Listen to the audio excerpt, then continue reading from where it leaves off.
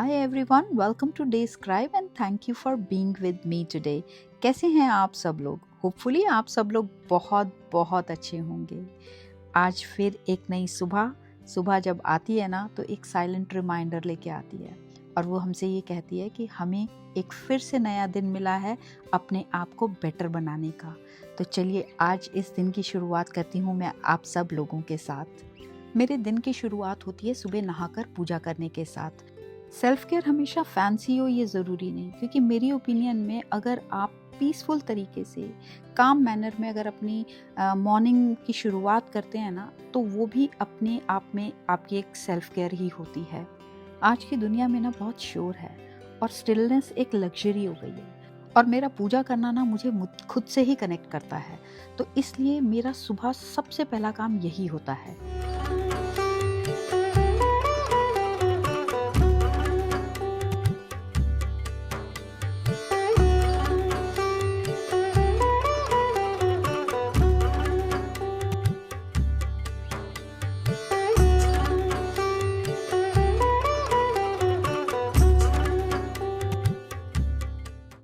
ये बहुत ही सुंदर ऑर्किड्स हैं। ये जो आप देख रहे हैं ना, ये हमारे घर में कोई गेस्ट आए थे तो वो हमारे को ये गिफ्ट करके गए हैं और ये एक्चुअली सुबह सुबह देखो ना, इनको देख के बहुत शांति मिलती है।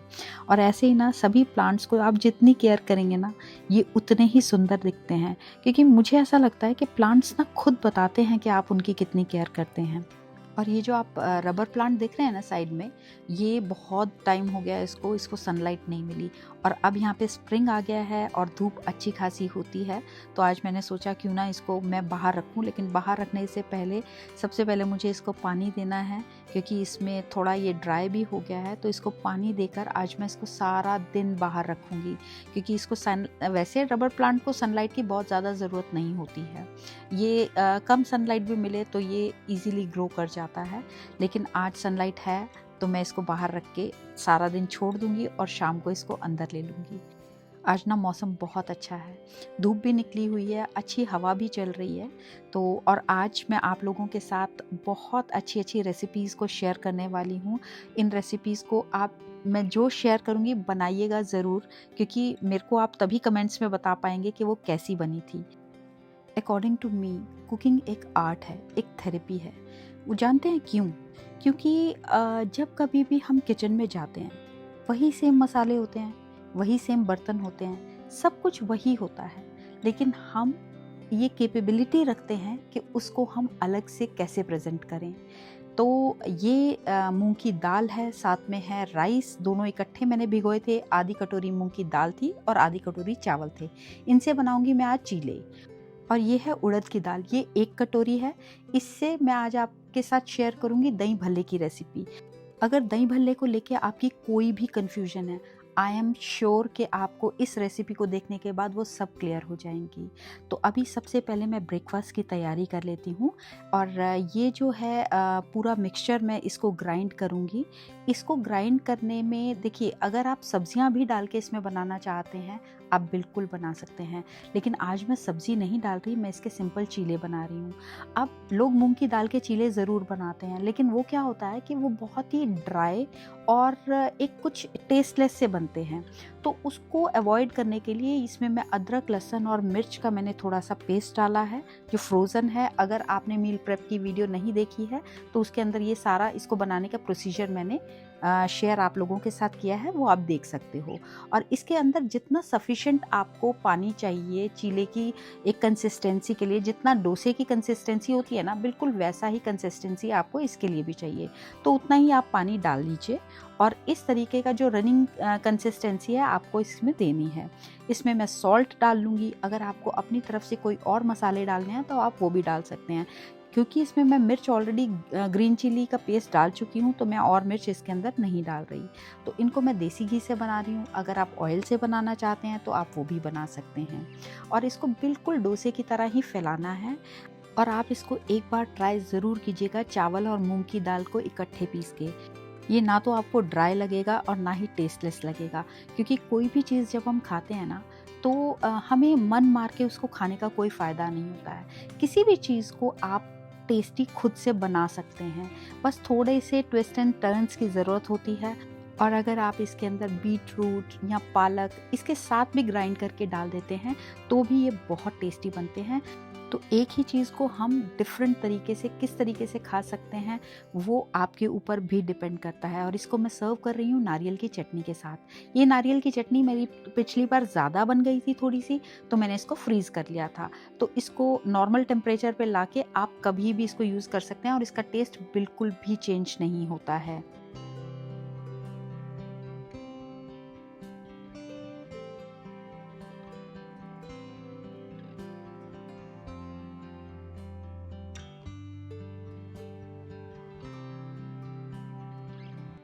एक चीज़ आप हमेशा ध्यान रखिएगा कि आपको अपने आप को प्रेशराइज़ नहीं करना कि आपको हमेशा प्रोडक्टिव रहना है क्योंकि बाकी सारे बहुत प्रोडक्टिव हैं, नहीं।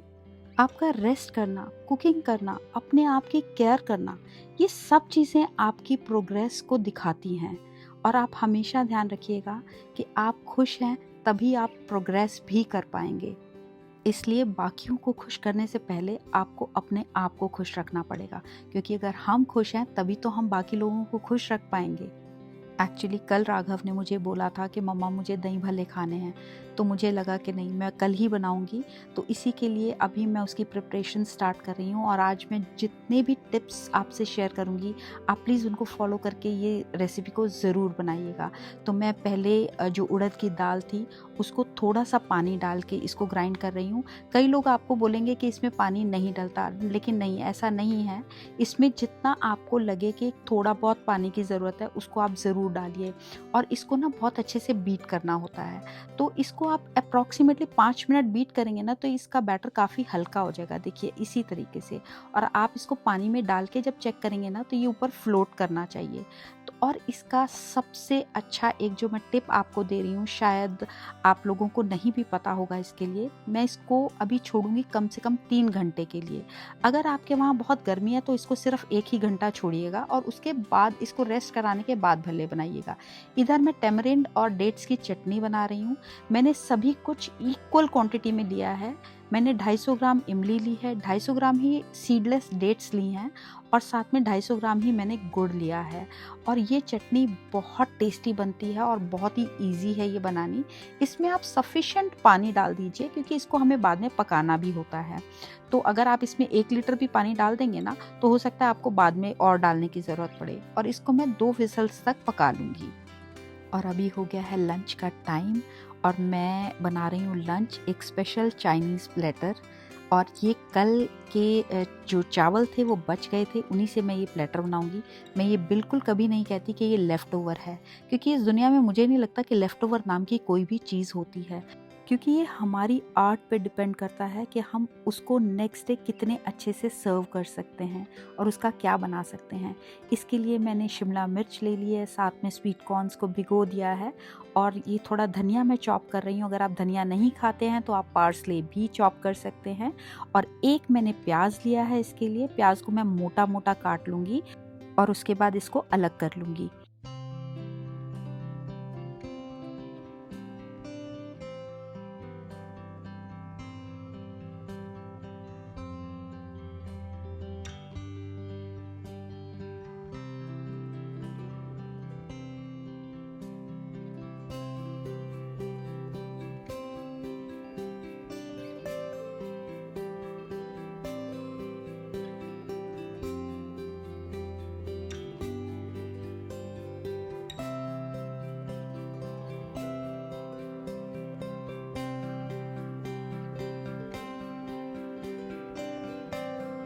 मैंने इसमें ना सिर्फ आधी आधी शिमला मिर्ची ली है और साथ में थोड़ा सा पनीर लिया है। शिमला मिर्च मैंने आधी आधी इसलिए लिया है क्योंकि आज लंच के टाइम पे सिर्फ मैं और मेरे हस्बैंड ही हैं और थोड़े से ही चावल मैं बनाऊंगी और मुझे ये रेसिपी आप लोगों के साथ शेयर करनी थी, इसलिए मैं सिर्फ हम दोनों के लिए ही बना रही हूँ।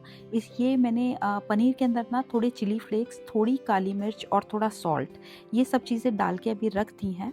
और इसको मैं कैसे फ्राई करूँगी ये सब मैं आपसे लेटर ऑन शेयर करूँगी। लेकिन पहले मैं चावल बना लेती हूँ और इसके लिए मैंने ना थोड़ा सा गार्लिक लिया है। ये गार्लिक का मैंने फ्रोज़न पीस लिया है। ये भी आप मील प्रेप की वीडियो में देख लीजिएगा, उसमें मैंने पूरा इसका प्रोसीजर शेयर किया हुआ है।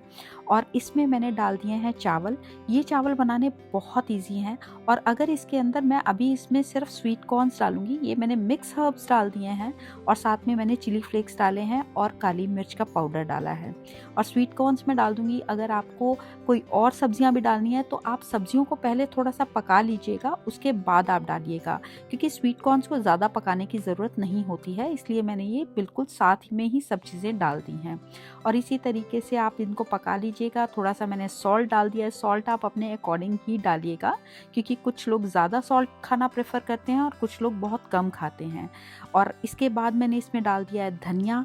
और इस तरीके से आप इसको फटाफट बना लीजिए। ये मेरा राइस तैयार हो गया है और इनको बनने में बहुत ही कम टाइम लगता है, लेकिन ये उतने ही ज़्यादा डिलीशियस भी होते हैं। और इनको मैं अब सर्व कर रही हूँ। इस एक कटोरी में मैंने इसमें भर लिए हैं और अब इसको प्लेट में मैं उल्टा करके इसको बीचों बीच सर्व कर रही हूँ। अब मैं बना रही हूँ पनीर। पनीर के लिए मैंने लिया है 1 चम्मच सोया सॉस, आधा से 1 चम्मच आप ले लीजिएगा चिली सॉस, क्योंकि जो लोग कम चिली खाते हैं वो आधा चम्मच ही लीजिएगा। 1 चम्मच लेना है टमाटो केचप, 1 चम्मच सिरका, 1 चम्मच चीनी, 1 चम्मच कॉर्नफ्लावर और थोड़ा सा सॉल्ट और थोड़ा सा इसमें पानी डाल के आप इसको एक स्लरी की तरह बना लेंगे।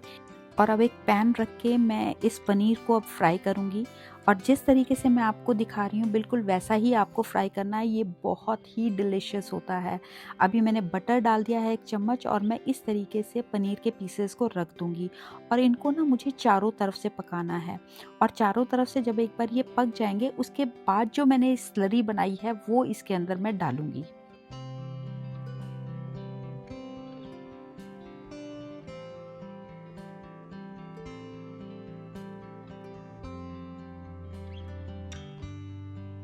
जब आप इसमें स्लरी डाल देंगे तो आपको ये बिल्कुल ध्यान रखना है कि आपको इसको चलाते रहना है। एक्चुअली क्या है कि इसके अंदर कॉर्नफ्लावर है, कॉर्नफ्लावर बहुत जल्दी गाढ़ा हो जाता है। तो ये बेसिकली मंचूरियन जैसे बनता है ना, ये बिल्कुल वैसे ही बन रहे हैं, लेकिन ये थोड़ा सा ड्राई फॉर्म में रहता है और इसको हमें राइस के साथ ही सर्व करना होता है।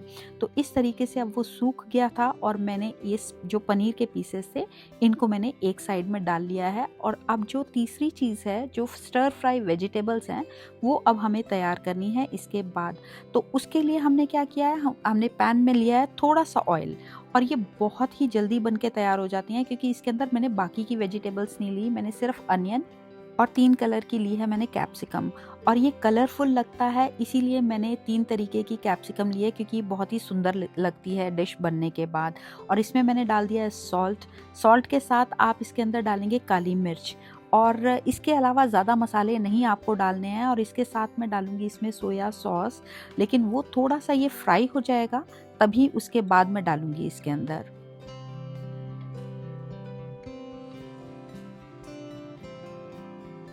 और अब ये सब्ज़ी थोड़ी सी पक गई है तो इसके अंदर आप 1 से 2 चम्मच सोया सॉस डाल सकते हैं, कोई भी प्रॉब्लम नहीं होगी। और इस तरीके से मैं अब इसको थोड़ा सा क्रंच रहने तक इसको पका लूँगी और उसके बाद इसको इसमें सर्व कर दूँगी। तो ये आपको ऐसे ही जैसे मैं दिखा रही हूँ वैसे ही आपको साइड्स पे इसको सर्व करना है। ये देखने में जितनी सुंदर लग रही है ना आपको, ये टेस्ट में भी उतनी ही अच्छी होती है। ये बहुत ज़्यादा चिली हॉट नहीं होती। अगर आपको ज़्यादा चिली हॉट चाहिए तो आप इसके ऊपर से भी चिली सॉस को डाल सकते हैं। और अगर बच्चों के लिए बनानी है तो आप इसके अंदर चिली थोड़ी सी कम कर सकते हैं, यानी कि जो हमने काली मिर्च वगैरह डाली है ना, ये सब चीज़ों की क्वांटिटी आप कम कर सकते हैं। और इसके ऊपर से मैंने इसमें डाल दिए हैं तिल, क्योंकि चाइनीज़ डिशेज़ में लास्ट में सर्विंग के टाइम पे तिल डलते ही डलते हैं। और साथ में मैंने डाल दिया है कोरिएंडर, धनिया आप डालेंगे तो इसकी खूबसूरती और ज़्यादा बढ़ जाती है। तो चलिए अब कर लेते हैं रात की प्रिपरेशन। और ये 2 सीटियाँ आने के बाद जब स्टीम निकली है तो उसको मैंने छन्नी से छान दिया है। इसके बाद आप इसको ट्रांसफ़र कर दीजिएगा एक कढ़ाई में, किसी भी खुले बर्तन में, जिसमें आप इसको अप्रॉक्सीमेटली 10 से 15 मिनट तक पका पाएँ। क्योंकि इसका पकना इसलिए भी ज़रूरी है क्योंकि ये हम लोगों को काफ़ी टाइम तक रखनी होती है और अगर हम इसे पकाएंगे नहीं ना तो इसके ख़राब होने के चांसेस ज़्यादा हो जाते हैं। और इसमें मैं जितने भी मसाले डाल रही हूँ ये मैं साइड पे मेंशन कर दूँगी, क्योंकि ये थोड़ा सा मैंने फास्ट रखी है वीडियो, और इसमें आपको इजीली पता चल जाएगा, आपकी रेफरेंस के लिए आपके पास हमेशा रहेंगे ये।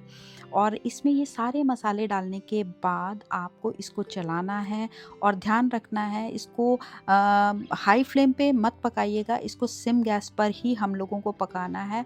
और ये जैसे जैसे पकता जाएगा ये थोड़ा गाढ़ा हो जाएगा, और ये चटनी ना ठंडी होने के बाद भी और ज़्यादा गाढ़ी होती है।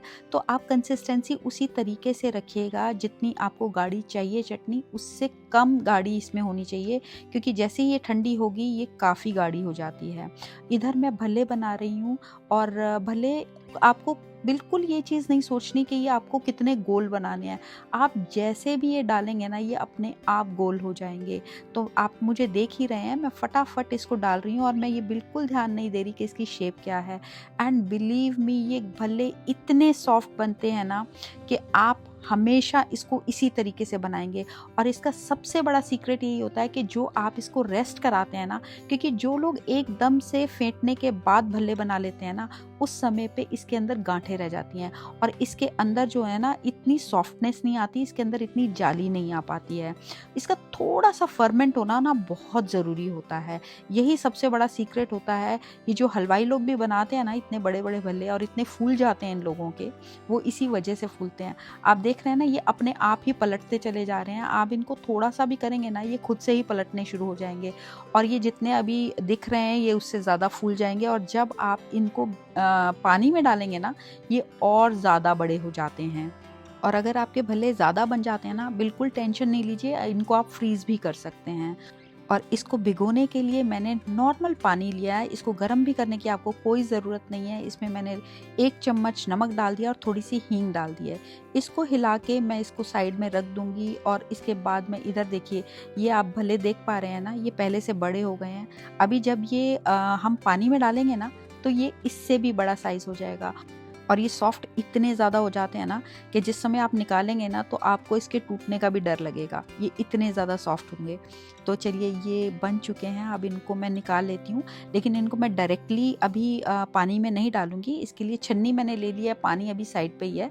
तो अभी छन्नी मैं इसलिए ले रही हूँ क्योंकि मैं सारे के सारे तो एक साथ नहीं बनाऊंगी, कुछ भले मुझे फ्रीज़ भी करने हैं। तो इसलिए जितने आपको फ्रीज़ करने हो आप पहले सारे के सारे एक जाली में निकाल लीजिए। उसके बाद जितने खाने हो सिर्फ उतने ही आप पानी में डालिएगा, क्योंकि पानी में डालने के बाद उसको हमें कम से कम 1 घंटा छोड़ना है। और उसको भिगोना कैसे है ये मैं आपको बता देती हूँ। और इनको जैसे मैं आपको भिगोने के लिए बताऊंगी ना ये काफ़ी क्रिस्पी बने हैं, और जैसे मैं आपको भिगोने के लिए बताऊंगी ना आप बिल्कुल वैसे ही इनको भिगोइएगा। और इधर मेरा सेकंड बैच भी तैयार हो गया है, इसमें टोटल मेरे 22 भल्ले बन के एक कटोरी में तैयार हुए हैं। अब जितने भल्ले हम लोगों को अभी खाने हैं मैं इसमें डाल रही हूँ, और आप इस तरीके से एक छोटी प्लेट जिसके अंदर डूब जाए और जिसके अंदर भल्ले दब जाएं थोड़े से, इस तरीके से आप इसको ढक दीजिएगा। अगर आप इसके ऊपर प्लेट नहीं रखते हैं ना तो उसका क्या होता है कि आप जिस समय इसके ऊपर प्लेट ढक देते हैं तो भले सारे ऊपर ही ऊपर तैरते रहते हैं और उनको भीगने में काफ़ी टाइम लग जाता है। तो इस तरीके से मैंने ये देखिए, अगर आपको मैं एक भल्ला तोड़ के दिखा रही हूँ, आप इसकी जाली देख पा रहे हैं, ये इसमें आपको कहीं पे भी गांठ नज़र नहीं आएगी और इसमें आपको मोटी मोटी जाली नज़र आएगी। और यही एक सबसे बड़ा तरीका होता है एक चीज़ को देखने का कि आपके भल्ले कितने अच्छे बने हैं। तो इधर मैंने दही ले लिया है, इसके अंदर मैं थोड़ा सा ब्राउन शुगर डाल रही हूँ, मतलब 1 से 1.5 चम्मच आप डाल के इसको रख सकते हैं। और इसको आप अच्छे से फेंट लीजिएगा दही को, और दही को ना कभी भी ब्लेंडर से नहीं फेंटिएगा क्योंकि वो बहुत पतला हो जाता है। और इधर मैंने थोड़े से भल्ले साइड कर लिए थे जो मुझे फ्रीज़ करने हैं, ताकि कभी रहे तो मैं उसको दही भल्ले खिला पाऊँ। और अभी मैं प्लेटिंग कर लेती हूँ, जो भल्ले मुझे अभी सर्व करने हैं आप 1 घंटे बाद देख पा रहे हैं। ये भल्ले ना साइज़ में बहुत अच्छे बड़े भी हो गए हैं और ये नरम भी बहुत ज़्यादा हैं। जब आप इन्हें बनाएंगे और खाएंगे ना तब आपको एक्चुअली पता चलेगा कि मैं आपको उस समय क्या समझाना चाह रही थी। तो मेरे कहने से ना एक बार इनको बनाइएगा ज़रूर। अब इसके ऊपर मैं दही डाल रही हूँ, दही आपको जितना मन करे आप उतना डाल सकते हैं। कई लोग बहुत कम दही खाते हैं, कई लोग बहुत ज़्यादा दही डाल के खाते हैं, तो it all depends on your taste. क्योंकि इतनी मेहनत करने के बाद भी अगर अपने टेस्ट के अकॉर्डिंग आपने नहीं खाया तो उसका कोई फ़ायदा नहीं है। तो इसलिए अपने टेस्ट के अकॉर्डिंग ही खाइएगा। इसमें मैंने भुना हुआ जीरे का पाउडर डाल दिया है और साथ ही साथ मैंने इसमें देगी मिर्च कलर देने के लिए डाल दी है। इसमें मिर्च मैंने दूसरी नहीं डाली है और साथ में मैंने डाल दिया है वो जो इमली और डेट्स की मैंने चटनी बनाई थी ना, वो मैंने डाल दी है और साथ में ये ग्रीन चटनी डाल दी है। ये मेरे पास ऑलरेडी बनी हुई थी। अगर आपको ये बनाने की रेसिपी देखनी है वो आप मेरे पिछले व्लॉग्स में जाके देख सकते हैं। और साथ में मैंने इसको डेकोरेट कर दिया था अनार के साथ, ये मेरे पास पड़ा हुआ था। ये ऑप्शनल है, अगर आप नहीं खाते हैं तो आप इसको स्किप कर सकते हैं। तो ये हो गए हैं मेरे दही भल्ले तैयार। एक्चुअली ये बहुत टेस्टी बने हैं और आप इसको ज़रूर ट्राई कीजिएगा। And thanks for spending your day with me. तो करती हूँ इस व्लॉग का एंड। अगर व्लॉग अच्छा लगा हो तो चैनल को सब्सक्राइब कीजिएगा, वीडियो को लाइक कीजिएगा और मिलती हूँ आपसे नेक्स्ट वीडियो में। तब तक के लिए गुड बाय।